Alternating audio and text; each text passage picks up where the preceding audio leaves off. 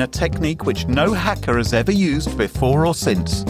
The hackers were using default passwords that were listed in user manuals that were helpfully published in public.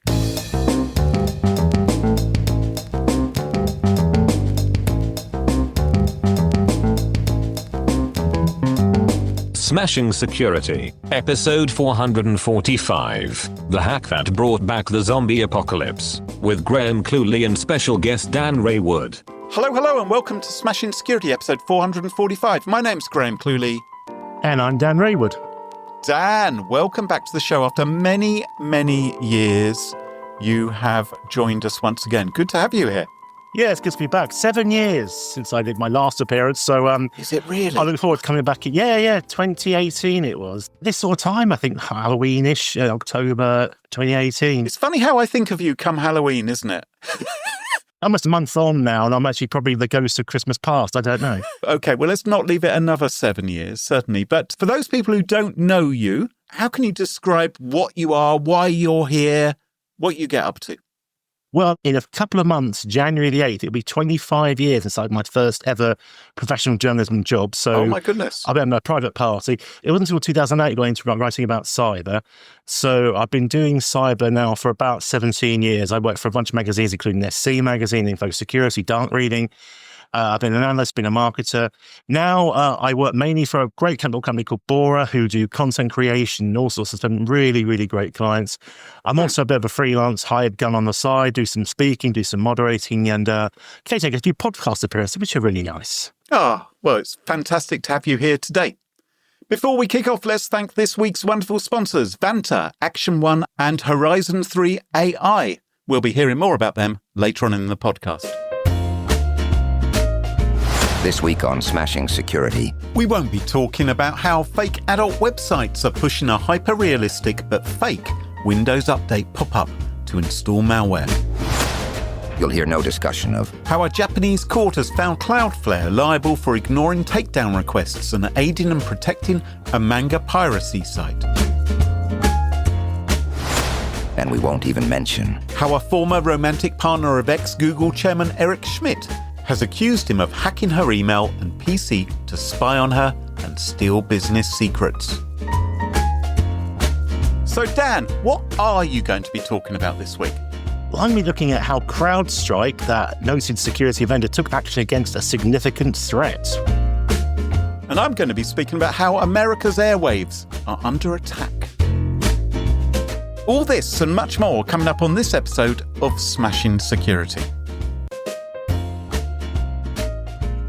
Okay, before we go any further, I need to share a quick word with you about one of our sponsors today, Vanta. You know how everyone's got an AI assistant these days? Well, imagine one that doesn't just write haikus about zero-day vulnerabilities, but actually does your audit work for you.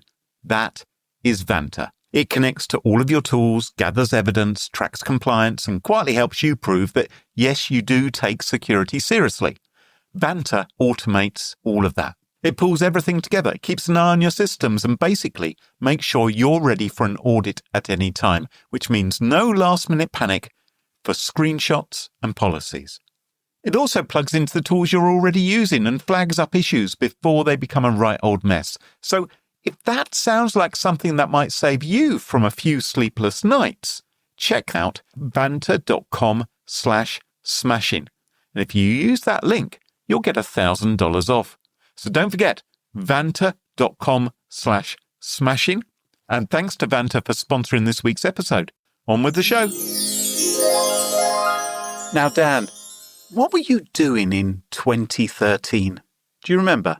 Well, that's the year I left SC Magazine and joined IT Security Guru, which is still going strong.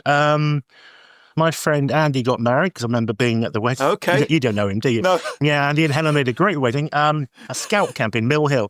Otherwise, not a lot stands out. My big thing was my changing career. All right. Well, there's some really memorable things which happened in 2013. It was, of course, the year Beyoncé performed at the Super Bowl. I think there was a slight reunion of Destiny's Child briefly up on the stage. That was the one, the power blew. It was in New Orleans and the power went out. quick story. My wife and I normally stay up and watch the Super Bowl. That year, she had a watch thing, so we taped it and taped it in the 1980s and watched it on the Monday afternoon, which is brilliant because we were able to fast forward through all the power when the TV company went down for about an hour. Quite a notable Super Bowl 2013. 2013 was famous for other things as well. Miley Cyrus twerked at the VMAs. And I don't suppose you have any taping of that, do you? At least not one that you've dared admit to your wife. I remember. Who was the guy she was dancing with? There's that guy in the Blurred Lines. What was his name? I'm seeing his face.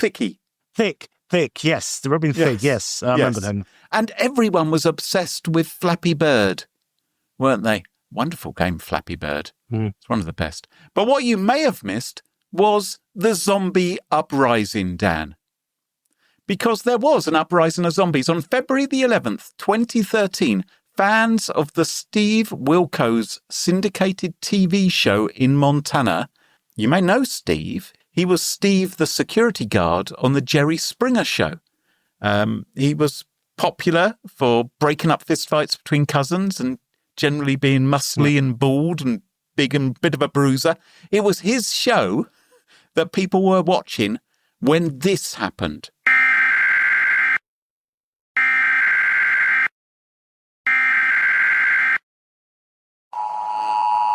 Civil authorities in your area have reported that the bodies of the dead are rising from their graves and attacking the living. Follow the messages on screen that will be updated as information becomes available. Do not attempt to approach or apprehend these bodies as they are considered extremely dangerous. I repeat, civil authorities have reported that the bodies of the dead are rising from their graves and attacking the living. That's right, the zombie apocalypse was announced during daytime TV. This was an emergency alert system which kicked in and warned people, not just in Montana, but also in Michigan, where viewers got their undead warning during Barney and Friends. Barney's pretty upsetting in itself, I'd say, actually. I mean, yes, it's yes. You know, camp purple dinosaur on one hand, flesh-eating corpse on the other. I'm not sure which one I prefer. But yeah, which side do you run to, yeah.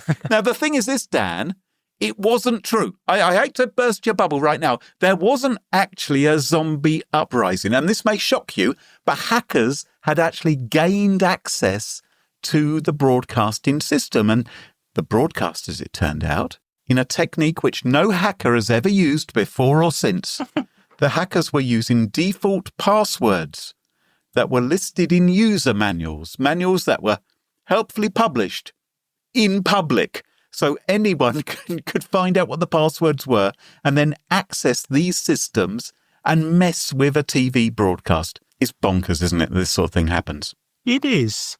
I don't know if you're going to get to this. A couple of things in history. What about the Max Headroom incident? Have you ever seen that? Yes. Was it on PBS? It was during an episode of Doctor Who showing in America. Yes. The Horror of Fang Rock, as I remember. I can't do the episode. Is it a Tom Baker one, actually? It's a Tom Baker one with Leela in a lighthouse. Yeah, it's a great story, The Horror of Fang Rock. But yeah, it was interrupted by Max Headroom. And I don't think they ever worked out who was responsible for that hack or what the purpose was. Oh, it's a great, I think I found it on a Reddit or a Wikipedia, a whole story about, how they did it, but no one ever admitted to it. And I got caught. How do you catch someone? Yes. They tried to forensically identify someone's hand using a fly spotter, didn't they? Well, in this particular case... I don't know what they were doing with it, but yeah. In this particular case, it was default passwords, which had been published. And the authorities had to tell grown adults running TV stations, because this was back in 2013 when it was adults running TV stations rather than the dystopian toxic hellpit we live in today.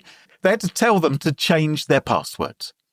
And that always seems to me a little bit like telling an air steward not to forget to close the door before takeoff. It's fairly elementary stuff, you would like to think. So that was the great zombie panic of 2013. You've spoken about the Max Headroom incident. You'd think stations would learn from these kind of things, but you're wrong. Because if you fast forward to 2016, and there was an incident involving furries, Dan. Are you familiar with furries at all? Talk some more and I'll let you know. Okay, well, let me tell you first of all how it happened. So multiple stations were hijacked through their unsecured Barrick's STL devices. Those are little internet boxes that send audio from a radio station studio to the transmitter. And the hackers aired an episode of a podcast called The Furcast, which is all about, well, put it this way. I did an internet search for Furcast to find out if I could listen or view any of the episodes. And I found a bunch of men sat round a table dressed up as foxes and pandas and all kinds of furry gear. I mean, if that's your thing, fair enough, or maybe fur enough. Very good, yeah. I'm not going to shame anyone. But anyway, so again, what they did was they put out an explicit podcast rather than the regular programming. Well, let's move on again. Have things got any better? In 2017, and Donald Trump has been inaugurated for his first of what I think is likely to be about 17 stints inside the White House. I'm sure he's not going to stop at 2 or 3. And you think, surely we've learned by now. Nope. Because during Trump's inauguration, stations started blasting out a hip-hop song called FDT by some fellows called YG and Nipsey Hussle. Now, I know you really like your music, Dan. You're really big on music, aren't you? Have you ever heard of YG and Nipsey Hussle and their song FDT? No, I can't say I've ever heard. I wonder what YG stands for. Young Graham? Oi, not me. Certainly not me. I wondered what FDT stood for. I thought maybe it's Furious Donut Thrower or Furry Disastrous Transmission or Frequently Delusional Tweets. But apparently it's F*** Donald Trump. Right. And if you listen to the song, that is one of many words which I would have to bleep out if I include it inside this podcast. Donald Trump, yeah, Donald Trump, yeah, Donald Trump, yeah. So the president of a radio station in Louisville, WCHQ, they admitted it was their fault. They said, other stations that this happened to have contacted me. We all used the same device. None of us had set a password on the device. And they said, my bad. I'd done other security measures at the transmission tower and the studio, but I failed to password protect this device. I like that. My bad. Wouldn't it be great if every time there's an organization which suffers a data breach, it just says, my bad, oops, whoopsie, whoops-a-daisy. Yeah, rather than we take your security seriously. We say that together. We've probably that many times, haven't we? Yeah. You say whoops or my bad when you forget to bring potato salad to the barbecue. Not when you let hackers turn your classic hits station into some sort of uncensored political diatribe. So here we are now, Dan. It's 2025. We're 12 years after, not quite 28 years after, the zombie incident. And ESPN Houston has just been hijacked during its coverage of a game between the Philadelphia Eagles and the Dallas Cowboys. I think they're American footballers. Yeah. And apparently listeners' ears were assaulted with racist songs and, again, fake emergency alerts. It's almost just like you have these gold radio stations which play the oldies. The hackers are actually doing the same kind of thing. They're still playing emergency alerts over hacked radio stations, just like they were back in 2013. It's been over 10 years.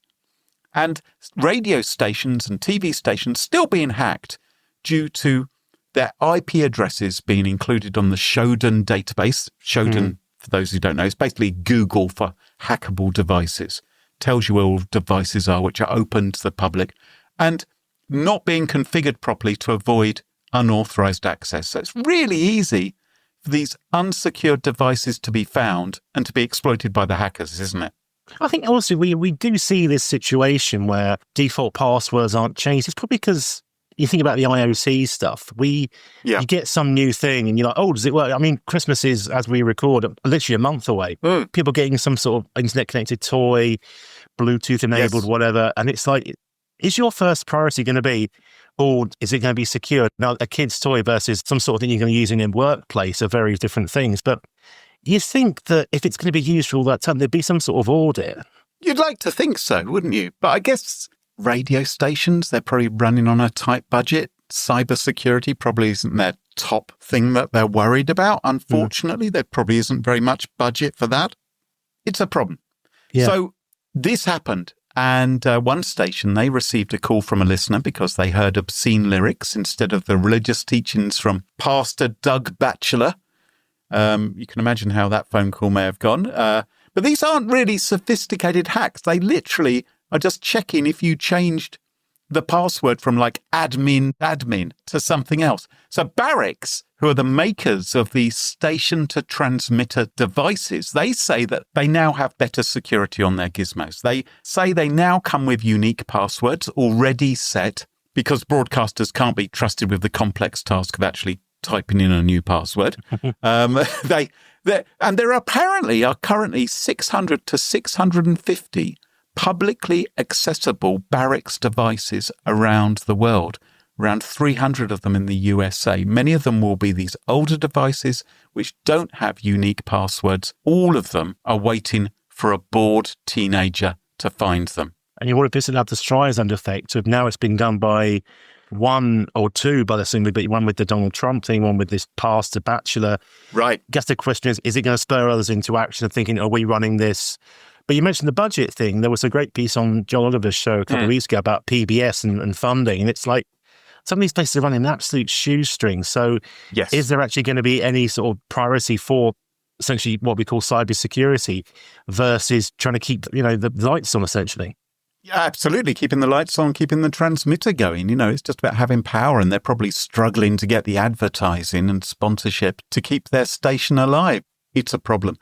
By the way, this zombie incident was particularly amusing because a disc jockey actually played a tape of the zombie EAS alert. So he was telling the story to his listeners. He played the tape, which included this digital tone which plays. And that happens before the emergency alert. And apparently playing that tone across the radio triggers more alerts downstream. It's like a domino effect.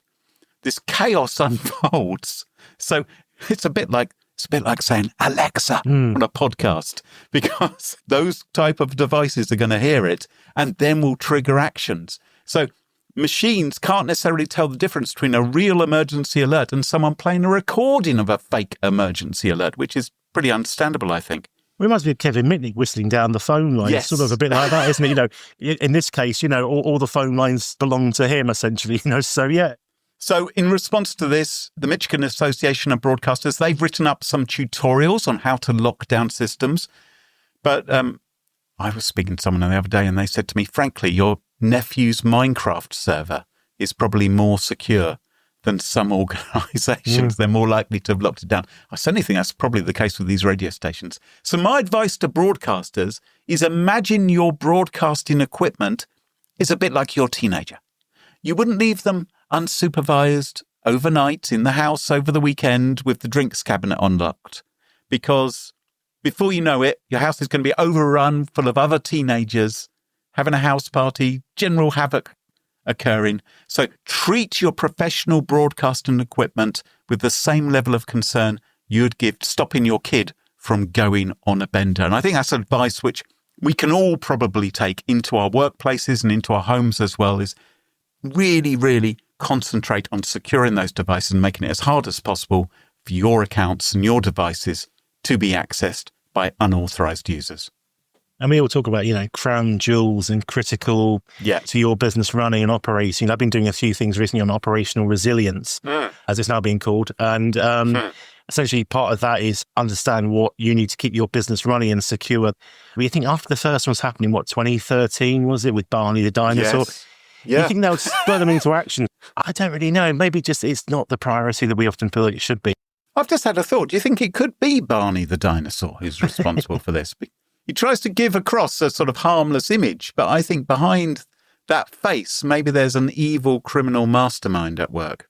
I've not seen or heard of Barney in years. I don't know if it's still on. Hey, if Barney has hit hard times, if he hasn't got any money in his pocket, he could well have turned to hacking. It's something to consider. I'm just asking the questions. Right then, we've got time for a quick word now about one of our sponsors today, Action One. Now, most security breaches still happen because of unpatched vulnerabilities. And the worst part?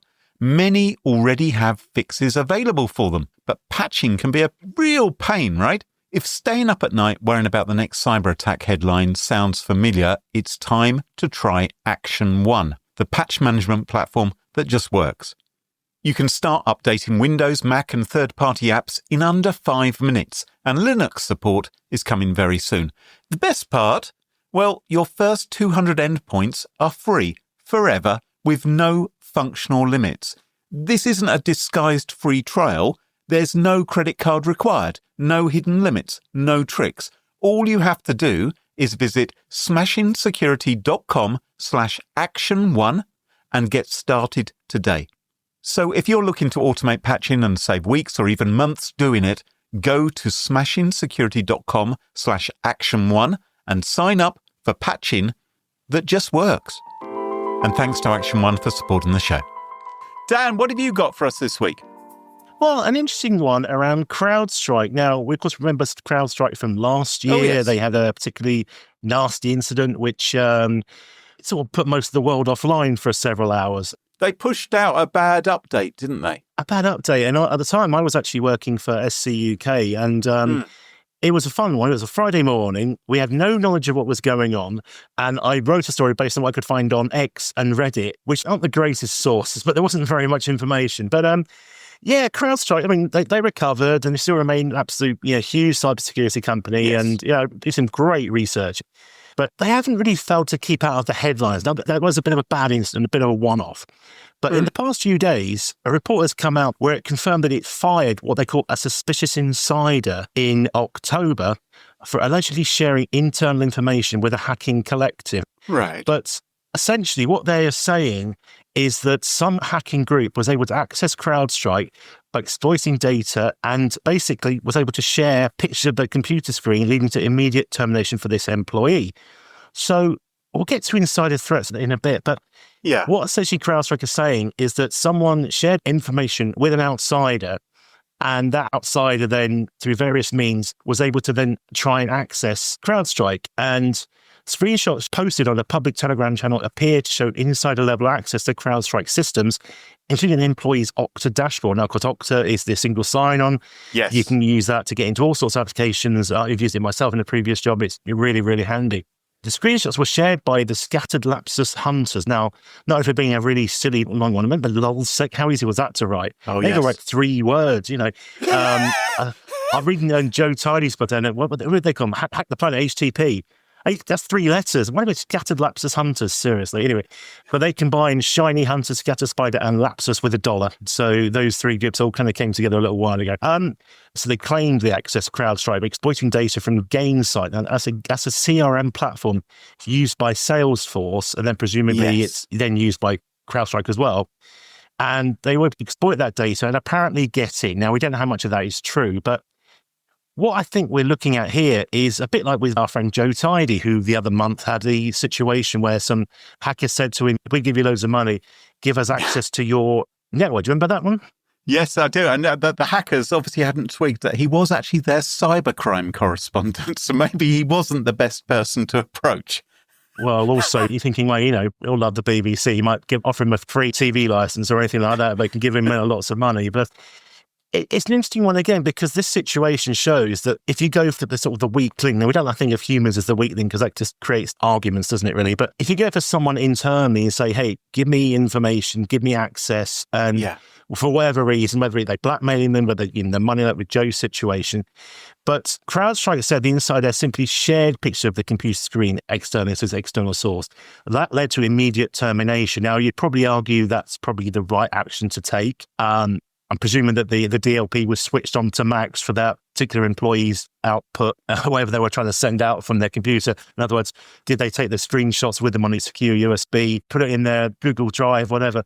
I hope they haven't just fired this guy. I hope they've also reported him to the authorities, because if they're claiming he somehow assisted a group of malicious hackers or shared sensitive information, that is something the police need to investigate, isn't it? Well, absolutely, because talking about a potential Well, I mean, what does it fall under? I think its insider threats are particularly worrisome. You've got the situation where the insider, I guess, is leaking information. If you were for a bank and sort of said, here's all the PIN numbers for a million people, that's a crime. It's data theft, essentially. To be honest, though, Dan, in fairness, when it comes to PIN numbers, I could probably give you everybody's PIN number.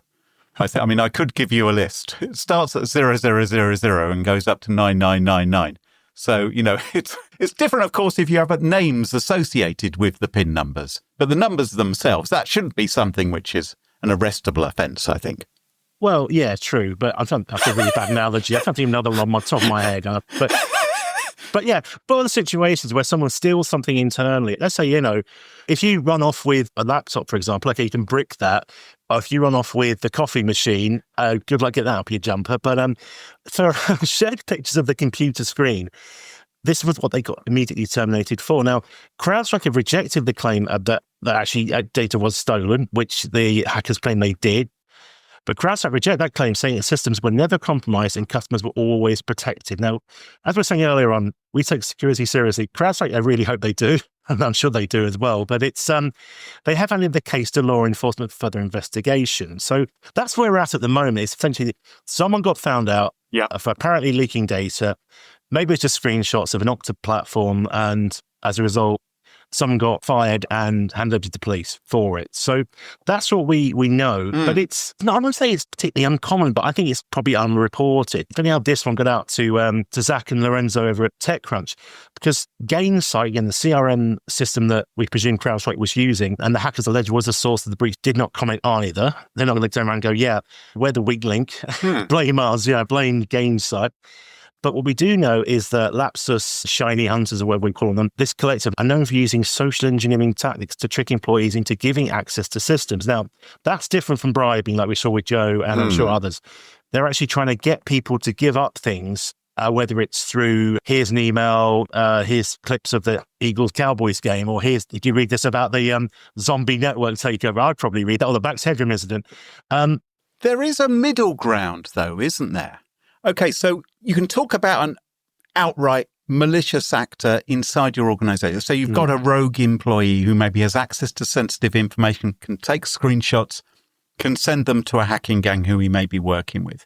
And then, of course, we're always hearing at the moment about these support lines being rung up by the hackers, and they socially engineer information out of them. They claim to be employees, for instance, saying that they've been locked out of their accounts. I wonder about the middle ground, though, where maybe someone who works in a call center for a particular organization has been nobbled by a hacking gang, and the hackers say, look, and they don't say this during the course of the phone call, obviously, but outside of that, they say, we'll be ringing you on Monday morning, and we're going to do a bit of social engineering on you. And they say, yep, okay, I will fall for the social engineering, and I will agree to unlock this account for you, or I'll make sure that the social engineering works. So you could have this kind of hybrid effect. And then the employee, if it was determined who it was who was tricked by, I put tricked in quotes, by the hackers, they could maybe have plausible deniability and say, oh, well, I was just socially engineered.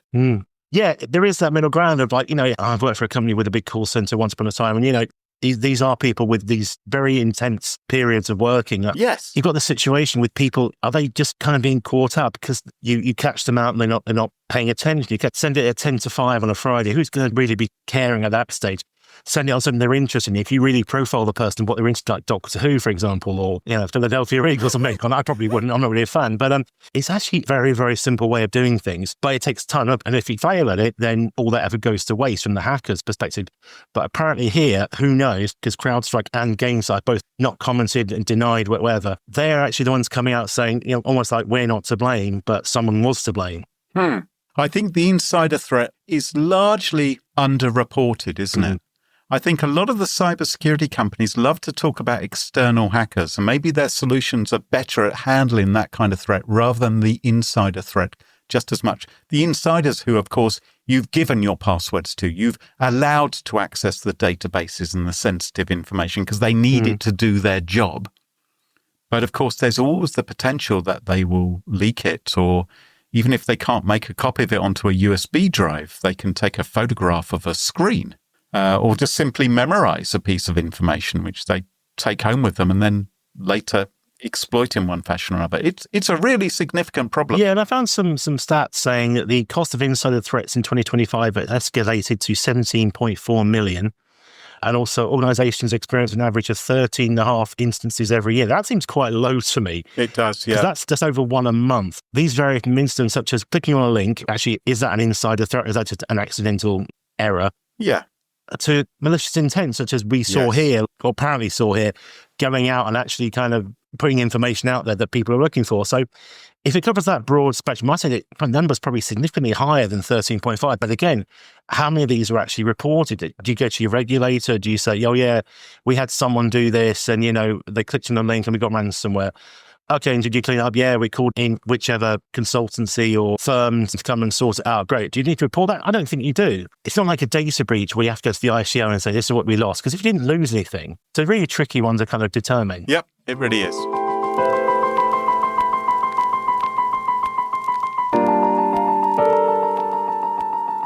Right, we've got a chance now to thank one of the supporters of this week's podcast, Horizon 3 AI.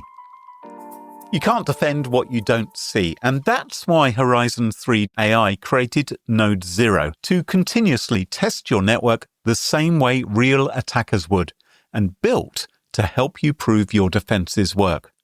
Traditional pen tests happen once a year. They're manual, they're expensive, and they're outdated the moment they're done. Node Zero changes that by continuously testing your environment. With over 170,000 pen tests completed, Node Zero doesn't just find vulnerabilities, it proves how they can be exploited safely. From Active Directory tripwires to AI-driven attack paths, you'll see your network the way an adversary does and before they do. Join thousands of organizations who've moved from reactive to continuous security, because the best defense is understanding offense. Visit horizon3.ai to get your autonomous pen test demo today. That's horizon3.ai, and thanks to Horizon 3 AI for supporting the show. And welcome back. Can you join us at our favourite part of the show, the part of the show that we like to call Pick of the Week? Pick of the Week. Pick of the Week is the part of the show where everyone chooses something like. Could be a funny story, a book that they've read, a TV show, a movie, a record, a podcast, a website, or an app. Whatever they wish. It doesn't have to be security related necessarily. Better not be. Well, my pick of the week this week is not security related. My pick of the week is a movie which I saw, and it is a modern movie. Yes, I haven't gone back to 1958 to choose some classic old movie that I've just discovered. This is one that's fairly new out. It is Guillermo del Toro's version of Frankenstein. Have you seen it, Dan? No, I've heard a bit, but I know Frankenstein, obviously, I know Guillermo del Toro, but I don't know this one. Right. Well, it's rather good, I think. It's obviously an adaptation of Mary Shelley's classic book, so it's drenched in atmosphere and stunning visuals, and in fact, it's more sort of heartbreaking than horrific, and I think it's all the better for that. So we all know the story. We've got Dr. Frankenstein, who wants to see if he can defeat death, whether he can bring people back to life by taking the parts of human beings who've deceased and putting some electricity through them. And it's really rather good. I really enjoyed it, much more than I was expecting. It's got some terrific performances from Oscar Isaac. He was Poe in the Star Wars Force Awakens trilogy.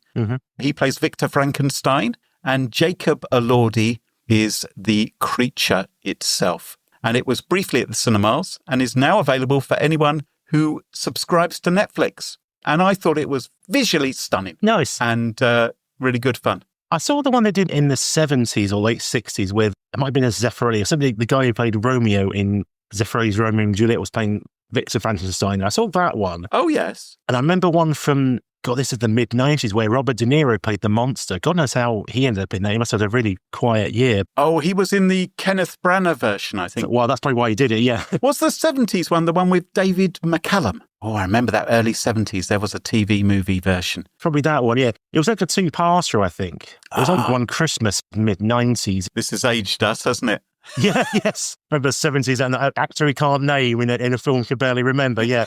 I remember that one. I mean, it's a really interesting story, actually. I like Oscar Isaac. I saw him in the Star Wars films and a couple of other things as well. Yeah. Yeah, sounds cool. It was great. Anyway, that is my pick of the week, Frankenstein. Go and check it out. Dan, what's your pick of the week? Well, as we go back to the 2010s, I'm going to do exactly the same thing once more with a podcast series I've just listened to recently called Vine, 6 Seconds That Changed the World. Okay. Now, do you remember Vine? It was it's when Twitter thought, we've had enough of 140 characters. Let's see if we can do things with very short videos. Yeah, I'll give you the quick lowdown on the podcast series. I think it's about 8 episodes. I whizzed through it. It was really, really interesting. It was a little kind of app that could really, the whole thing was making 6-second videos. If you think 6 seconds, what can you achieve? And actually, people got quite famous through this, but they got acquired by Twitter very, very soon after launch. And I think there was a feeling in the podcast they'd almost sold up a little too early because Twitter didn't really seem to know what they were getting and how to embed these little vines into tweets. They didn't have that sort of functionality. So there was also, when they tried to evolve it, they moved it from 6 seconds, which was kind of its USP really, to 140 seconds. Now, a lot of our favourite, the Beatles, some of their songs are barely 140 seconds. Some of their early stuff is 2 minutes. Now, you could put a whole Beatles song in a Vine and just let it run into it, some Elvis stuff. But it got critically panned for that move. Spoilers here, people, but one of the reasons it really failed is because it didn't really have any monetization plan behind it, because essentially, how do you make money out of a 6-second video? Can you do it for Google or Nickelodeon, for example? How do you do a 6-second video that's promotional for a company? So it didn't really have that monetization plan. Yes, I suppose if you had an advert, then the advert could well end up being 5 times longer than the video you're trying to watch. That would be irritating, wouldn't it? The average TV advert, I believe, is about 30 seconds or something. I mean, the ones I see on YouTube feel like they're a lot longer because I'm waiting for the next clip to start. But it's, so 6 seconds doesn't give you a lot of time to sell something, really. And the other real problem in monetization is that basically the creators held all the power. They're the ones who were getting the commissions from Google and whoever else to sort of make videos for them. Yes. But that money went to the creators. Some of them ended up quite famous, and Vine saw nothing of this. In some of the bits famous Vine users include Logan Paul, who went to create the drink Prime. He now went to YouTube. There's also a lot of others that get featured, and it's all very much like, we did pretty well out of this, but Vine didn't. Once people realized they couldn't make any more out of them, they moved on to something else. Right. Basically, the takeaway is that Vine walked so TikTok could run. Essentially, what we saw is people moved to probably YouTube first, then Instagram, now TikTok. They make the money there, but they're the ones who hold all the power. And the platform in that case was just the conduit for where to be seen. Are you on TikTok, Dan? Is that where you hang out? Are you doing TikTok dances? I'm not. I'm a late adopter of most tech as it goes. I was last one on WhatsApp in my info security team. I've not been on TikTok yet. I joined Instagram late as well. Very wise.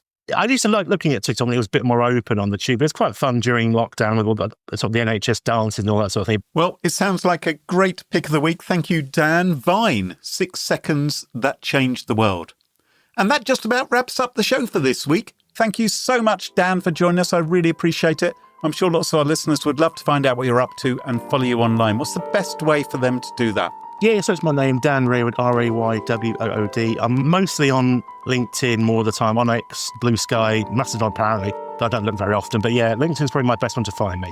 Okay, and of course, Smashing Security is on social media as well. You can find me, Graham Cluley, on LinkedIn or follow Smashing Security on Blue Sky. And don't forget, to ensure you never miss another episode, follow Smashing Security in your favourite podcast app, such as Apple Podcasts, Spotify and Pocket Casts. For episode show notes, sponsorship info, guest lists and the entire back catalogue of 445 episodes, check out smashingsecurity.com. Until next time, cheerio, bye-bye. Bye-bye, thanks for listening.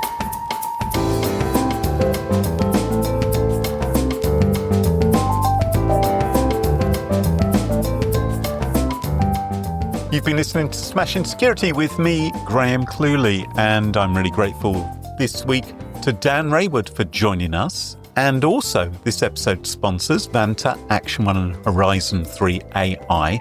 And of course, to all of the you chums who've signed up for Smashing Security Plus over on Patreon. They include Philip Dade, Sammy Dozer, Nate M, Andrew Davison, Bobby Hendricks, Richard Anand, MJ Lee, Florian Schwalm, Stephen Castle, Heisenberg, Matthew Hunt, Funky Duck, Christo V, Skadone, Marvin71, and Dave and Pam. Well, wouldn't you like to hear your name read out at the end of the show from time to time? All you've got to do is consider joining Smashing Security Plus. For as little as $5 a month, you will become part of our happy little troop, and you'll get early access to episodes without the annoying ads, and you'll get that warm glow of feeling that you're helping me out, which I always appreciate. Thank you very much. Just head over to smashingsecurity.com/plus for more details. Now, of course, I realise Patreon isn't for everybody, and that's perfectly fine. There's absolutely no pressure to become a member of Smashing Security Plus. The truth is you can support the show in plenty of other ways, which don't have to cost you anything, really. You can just like, subscribe, leave a nice review up on Apple Podcasts, something like that. You can tell your friends about the show. Just spread the word. Maybe tattoo across your forehead, "I love Smashing Security," and slick back your hair so everyone can see it. Actually, don't do that. That sounds like a really terrible idea. So I don't endorse it. If you do that, it's not my fault. But every little bit, apart from the tattoos, does help. And so until next time, cheerio. Bye-bye.